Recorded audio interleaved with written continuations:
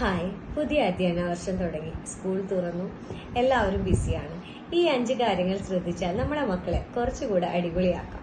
Number 1, കുട്ടികൾക്ക് വേണ്ട ഏറ്റവും നല്ല ബെസ്റ്റ് ടൈം കൊടുക്കുക.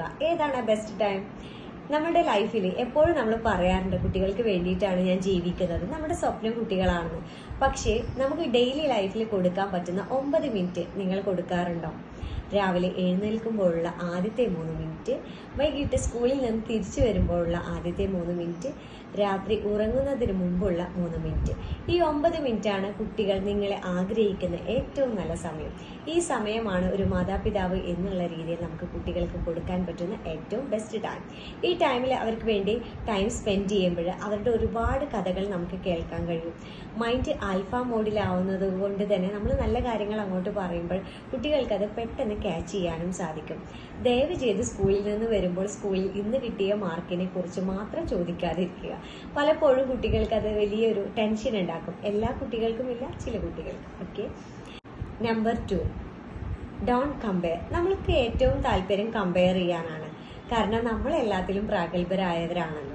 പക്ഷെ നമ്മളെക്കുറിച്ച് കമ്പയർ ചെയ്യുമ്പോൾ നമുക്ക് ഇഷ്ടം ഉണ്ടാവാറുണ്ടോ? അതുപോലെ തന്നെയാണ് കുട്ടികളെക്കുറിച്ച് കമ്പയർ ചെയ്യുക എന്ന് പറയുമ്പോൾ പഠന കാര്യം മാത്രമല്ല, അവരുടെ സ്കിൻ ടോണ്, അവരുടെ മറ്റ് കഴിവുകളുടെ, അവരുടെ ആക്ടിവിറ്റീസ് അല്ലെങ്കിൽ ആക്റ്റീവ് അല്ലാത്ത കാര്യങ്ങളെക്കുറിച്ച് എല്ലാത്തിനും കമ്പയർ ചെയ്യാൻ നമുക്ക് ഒരുപാട് എളുപ്പമാണ്. പക്ഷെ കുട്ടികളെ എല്ലാ ചിന്തകളും ഈ കമ്പയർ ചെയ്യുന്നതോട് കൂടിയിട്ട് ഒരുപാട് പ്രയാസത്തിലെത്തിക്കുന്നുണ്ട്. മറ്റു പല പ്രശ്നങ്ങളിലേക്കും എത്തിക്കുന്നത് നമ്മളുടെ ചെറിയ ഈ കമ്പയർ ചെയ്യുന്നത് മൂലമുണ്ടാകുന്ന പ്രശ്നങ്ങളും കൂടിയാണ്.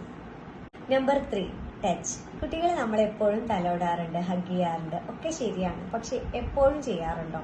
നമുക്കിതിന് സമയം കിട്ടാറുണ്ടോ? പക്ഷേ നമുക്ക് ചെയ്യാൻ പറ്റുന്ന ഒരു കാര്യം എന്താണെന്ന് വെച്ചാൽ 32 തവണയെങ്കിലും കുട്ടികളെ ടച്ച് ചെയ്യുക എന്നുള്ളതാണ്. അവരറിഞ്ഞോ അറിയാതെയോ അവരുടെ ഷോൾഡറിൽ, അവരുടെ തലയിൽ, അവരുടെ മുടിയിൽ, അവരുടെ ഈ ഭാഗത്ത് നെക്കിന് ബാക്ക് സൈഡിലൊക്കെ ടച്ച് ചെയ്യുമ്പോൾ കുട്ടികൾക്ക് അതൊരു വലിയ ആശ്വാസം ഉണ്ടാവും. മാത്രമല്ല, നമ്മൾ മനസ്സിൽ ആഗ്രഹിക്കുന്ന പല കാര്യങ്ങളും കുട്ടികളോട് പറയാതെ തന്നെ ചെയ്യാനുള്ള ഒരു ടെൻഡൻസി കൂടെ കുട്ടികൾക്ക് ഉണ്ടാവുന്നതാണ്. നമ്പർ 4, ബൗണ്ടറീസ് ഡിസിപ്ലിനും സെറ്റ് ചെയ്യുക. ക്ലിയർ ആയിട്ട് കുട്ടികൾക്ക് ക്ലാരിറ്റി വേണം. നോ എന്ന് പറഞ്ഞാൽ നോ എന്ന് തന്നെയാണ്. ഒരു മാതാവ് നോ എന്ന് പറയുമ്പോൾ പിതാവ് യെസ് എന്ന് പറയുകയും, അല്ലെങ്കിൽ ആ ഒരു പേരൻസിന്റെ ഇടയിലുള്ള അഭിപ്രായ വ്യത്യാസത്തിൽ കുട്ടികളുമായി ബന്ധപ്പെടുത്തി അവരുടെ അഭിപ്രായങ്ങൾക്ക് ഒരു പ്രയോറിറ്റി കൊടുക്കുകയൊക്കെ ചെയ്യുമ്പോൾ പലപ്പോഴും അവിടെ കുട്ടികളുടെ മനസ്സിൽ പല കാര്യങ്ങൾക്കും എളുപ്പമാകുന്ന ഒരുപാട് ചിന്തകൾ വരും. മാത്രം കൃത്യമായിട്ട് ബൗണ്ടറീസ് സെറ്റ് ചെയ്യുക. ആരോട് എപ്പോൾ എന്ത് പറയണം, എന്ത് സംസാരിക്കണം, എവിടെ പോകുമ്പോൾ എങ്ങനെ ബിഹേവ് ചെയ്യണം എന്നൊക്കെ ആദ്യം നമ്മൾ ഒരുപാട് തവണ പറഞ്ഞു കൊടുക്കുക. അവർ നല്ല കാര്യങ്ങൾ ചെയ്യുമ്പോൾ അവരെ അപ്രീസിയേഷൻ ചെയ്യുക. എപ്പോഴെങ്കിലും മിസ്റ്റേക്ക് ചെയ്യുമ്പോൾ ഇതിനേക്കാൾ നല്ലത് മറ്റൊരു രീതിയിൽ ചെയ്യുകയായിരുന്നു എന്നുള്ളത് കൂടെ ഓർമ്മിപ്പിക്കുക.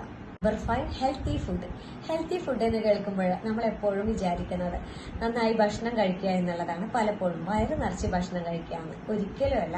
ഹെൽത്തി ഫുഡ് എന്ന് പറയുമ്പോൾ ഓരോ ബോഡിക്കും ഓരോ വയസ്സിനനുസരിച്ച് കിട്ടേണ്ട ന്യൂട്രിയൻസിന്റെ അളവ് കൃത്യമായിട്ട് കുട്ടികൾക്ക് കിട്ടുന്നുണ്ട് എന്ന് നമ്മൾ ഉറപ്പ് വരുത്തുക. പ്രത്യേകിച്ച് സ്കൂളിലേക്ക് ഫുഡ് കൊടുത്തയക്കുമ്പോൾ ഹെൽത്തി ഫുഡുകൾ മാത്രം കൊടുത്തയക്കുക. കുട്ടികൾ അവിടെ പോയിട്ട് മറ്റുള്ള ലഞ്ച് ബോക്സിൽ പലതും ഉണ്ടാവും. അത് വെച്ച് കമ്പയർ ചെയ്യുമ്പോൾ പൊതുവെ അതൊരു പ്രയാസമാകും. അപ്പോൾ നല്ല ഹെൽത്തി ഫുഡുകൾ മാത്രമാണ് സ്കൂളിലേക്ക് പ്രത്യേകം കൊടുത്തയക്കുള്ളൂ എന്നുള്ളത് നമ്മളെല്ലാവരും രക്ഷിതാക്കൾ ഒരുമിച്ച് തീരുമാനിച്ചാൽ സ്കൂളിലെ ടീച്ചേഴ്സിന് ഒരുപാട് വലിയ പ്രശ്നം കുറക്കാനും സഹായിക്കും. മാത്രമല്ല, കുട്ടികൾക്ക് അതൊരു ഹാബിറ്റായി മാറും. ആ ഹെൽത്തി ഫുഡിൽ കൃത്യമായിട്ട് പച്ചക്കറിയുടെ അളവുകൾ കൃത്യമായിട്ട് നമ്മൾ ഉറപ്പ് വരുത്തുക. കൂടെ നന്നായി വെള്ളം കുടിക്കാനും ടോയ്ലറ്റിൽ പോകാനും കുട്ടികളെ പരിശീലിപ്പിക്കുക. സ്കൂളുമായി ബന്ധപ്പെട്ട് അവരുടെ ടോയ്ലറ്റും കാര്യങ്ങളും ക്ലീൻ അല്ലേ എന്നുകൂടി നമ്മൾ ശ്രദ്ധിക്കാം.